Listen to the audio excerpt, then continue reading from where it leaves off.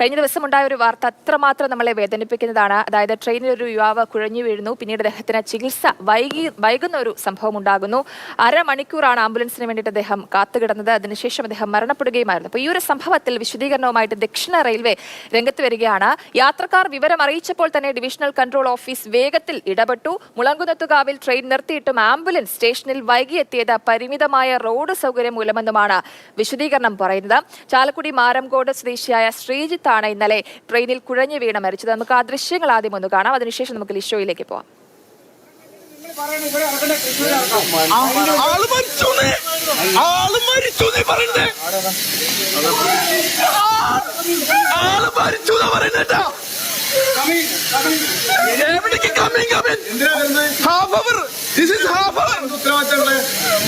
എനിക്ക് എന്ത് ഉത്തരവാദിത്തം?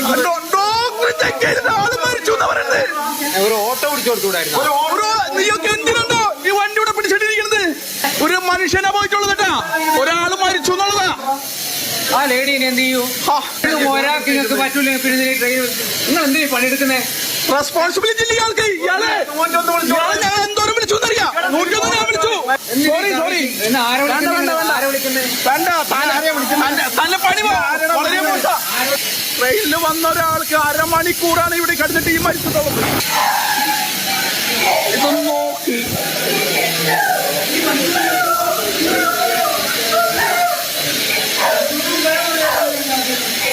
ആർക്കും കണ്ടിരിക്കാനാകുന്നില്ല ആ ദൃശ്യങ്ങൾ. അത്രമാത്രം വേദനിപ്പിക്കുന്നതാണ്. ഒപ്പം സഞ്ചരിച്ചിരുന്ന ആ യുവതി എങ്ങനെ ഈ ഒരു വേദന താങ്ങുമെന്നുള്ളത് തന്നെയാണ് ആലോചിക്കുന്നത്.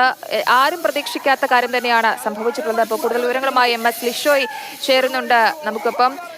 Lishoy, good morning. ഈ ഒരു വാർത്ത കാണുമ്പോൾ അതിന്റെ ഒരു ആഘാതം, നടുക്കം അത് മാറുന്നില്ല. ആ വീഡിയോയിൽ കാണുന്ന ആളുകളൊക്കെ തന്നെ പറയുന്നുണ്ട്, ഒരു മനുഷ്യനാണ് മരിച്ചിരിക്കുന്നത്, നിങ്ങൾ എന്ത് ചെയ്തു? ഇത്ര നേരം ഈ ട്രെയിൻ ഇവിടെ പിടിച്ചിട്ടിട്ട് നിങ്ങൾ എന്താണ് ചെയ്തത്? ഒരു ഓട്ടോ എങ്കിലും പിടിച്ചു വിട്ടൂടെ എന്നൊക്കെ ചോദിക്കുന്നുണ്ട്. അപ്പോൾ കൺമുന്നിൽ ഒരാൾ മരിച്ചു വീഴുന്നത് കാണുമ്പോൾ നമുക്കൊക്കെ ഉണ്ടാകുന്ന ആ ഒരു ചങ്കുപിടപ്പ് ഈ ഒരു ഉദ്യോഗസ്ഥർക്ക് ഉണ്ടായില്ലേ? എന്താണ് ഇക്കാര്യത്തിൽ റെയിൽവേ നൽകുന്ന വിശദീകരണം ലിഷോയ്?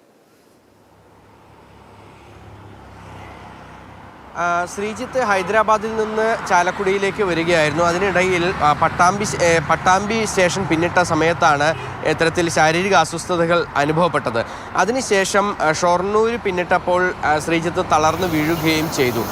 അങ്ങനെ ഉണ്ടായ സമയത്താണ് ഈ ആദ്യഘട്ടത്തിൽ തന്നെ ഇത്തരത്തിൽ ശാരീരിക അസ്വസ്ഥതകളുണ്ട് എന്ന് ആ ട്രെയിനിൽ ഉണ്ടായിരുന്നവരെയൊക്കെ തന്നെ അറിയിച്ചിരുന്നു. പക്ഷേ പിന്നീട് കുഴപ്പമില്ല എന്നുള്ള നിലപാടായിരുന്നു ശ്രീജിത്ത് എടുത്തിരുന്നത്. പക്ഷേ തളർന്നു വീണതോടുകൂടിയാണ് ഈ സ്ഥിതിഗതികൾ രൂക്ഷമാണ് എന്ന് എല്ലാവർക്കും മനസ്സിലായത്. ഉടനടി തന്നെ TTRുമായി ബന്ധപ്പെടുകയും ഇയാൾക്ക് അടിയന്തര ചികിത്സ ലഭ്യമാക്കുന്നതിന് വേണ്ടിയുള്ള നടപടികൾ സ്വീകരിക്കണമെന്ന് ആവശ്യപ്പെടുകയും ചെയ്തു. അതിനെ തുടർന്ന് ഈ TT അടങ്ങുന്ന സംഘം ഈ ട്രെയിനിൻ്റെ ലോക്കോ പൈലറ്റിനെ വിവരം അറിയിക്കുകയും അവിടെ നിന്ന് സ്റ്റേഷൻ മാസ്റ്റർക്ക് വിവരം നൽകുകയും ഒക്കെ തന്നെ ചെയ്തു. അത് ആദ്യഘട്ടത്തിൽ തൃശ്ശൂരേക്കാണ് വിവരം നൽകിയത്. അതിനുശേഷമാണ് പിന്നീട് ഇദ്ദേഹം തളർന്നു വീണ ഒരു സമയത്ത് പിന്നീട് മുളങ്കുന്നത്തുകാവിൽ ട്രെയിൻ നിർത്തിയത്. ആ ട്രെയിൻ നിർത്തിയ സമയത്ത് TT പറഞ്ഞിരുന്നത് ഇറങ്ങുന്ന സമയത്ത് അവിടെ ആംബുലൻസ് ഉണ്ടാകും, ആംബുലൻസിൽ കയറ്റി നേരെ ആശുപത്രിയിലേക്ക് കൊണ്ടുപോകാമെന്നുള്ളതാണ്. മുളങ്കുന്നത്തുകാവ് റെയിൽവേ സ്റ്റേഷൻ എന്നുള്ളത് തൃശ്ശൂർ മെഡിക്കൽ കോളേജിന് തൊട്ടടുത്തുള്ള ഒരു സ്ഥലമാണ്. അതായത് മുളങ്കുന്നത്തുകാവിൽ തന്നെയാണ് തൃശ്ശൂർ മെഡിക്കൽ കോളേജ് സ്ഥിതി ചെയ്യുന്നത്. വളരെ അടുത്താണ്, ഏകദേശം 5 മിനിറ്റ് കൊണ്ട് തന്നെ ഒരു ആംബുലൻസിൽ അവിടേക്ക് എത്താവുന്ന ഒരു ദൂരമേ ഉള്ളൂ. പക്ഷേ അവിടേക്ക് ഈ വാഹനത്തിന് എത്താൻ കഴിഞ്ഞില്ല എന്നുള്ളതാണ് ഇപ്പോൾ റെയിൽവേ നൽകുന്ന വിശദീകരണം. മാത്രമല്ല ആദ്യഘട്ടത്തിൽ തൃശ്ശൂരേക്കാണ് അറിയിപ്പ് നൽകിയിരുന്നത്. അതിനുശേഷം പിന്നീട് ഈ മുളങ്കുന്നത്തുകാവിൽ താരതമ്യേന അവിടേക്ക് രാത്രി കാലങ്ങളിലൊന്നും തന്നെ വാഹന സൗകര്യമൊന്നും തന്നെ ഇല്ല എന്നുള്ള ഒരു വിശദീകരണമാണ് നൽകുന്നത്. ഇതിൽ റെയിൽവേക്ക് വീഴ്ച പറ്റിയിട്ടില്ല എന്ന ഒരു നിലപാടാണ് റെയിൽവേ അധികൃതർ ഇപ്പോൾ. എന്തായാലും വിഷയത്തിൽ വലിയ തോതിലുള്ള ഒരു പ്രതിഷേധം ഉയരുന്നുണ്ട്. കാരണം മറ്റൊന്നുമല്ല.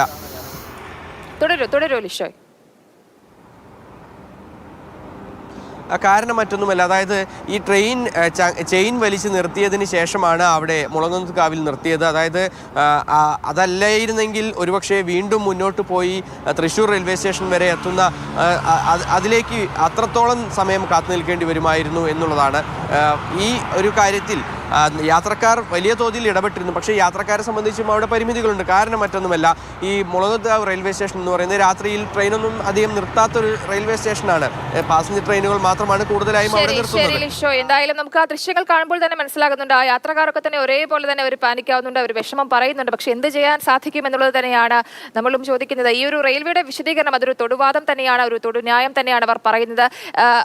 ഒരു ജീവനാണ് കൺമുന്നിൽ പിടഞ്ഞു വീണ് മരണപ്പെടുന്നത്. അപ്പോൾ അവിടെ കൂടി നിൽക്കുന്ന ആളുകളൊക്കെ തന്നെ ചോദിക്കുന്നത്, നിങ്ങൾ എന്ത് ചെയ്യുകയായിരുന്നു? ഇത്ര നേരം അരമണിക്കൂർ ഈ വണ്ടി പിടിച്ചിട്ട് നിങ്ങൾ എന്ത് ചെയ്യുകയായിരുന്നു? അപ്പോൾ ഈ ഒരു റോഡിലെ അസൗകര്യം മൂലം ഈ ആംബുലൻസ് എത്താൻ വൈകുന്നു എന്നൊക്കെ പറയുന്നത് ഏത് തരത്തിൽ ന്യായീകരിക്കാനാകും എന്നുള്ളതാണ് നമ്മളൊക്കെ ആലോചിച്ചു പോകുന്നത്. ഒരു മനുഷ്യത്വം മരവിച്ചു പോകുന്ന ഒരു സമൂഹമാണോ അല്ലെങ്കിൽ അങ്ങനെയാണോ എന്ന് ചിന്തിച്ചു പോവുകയാണ്.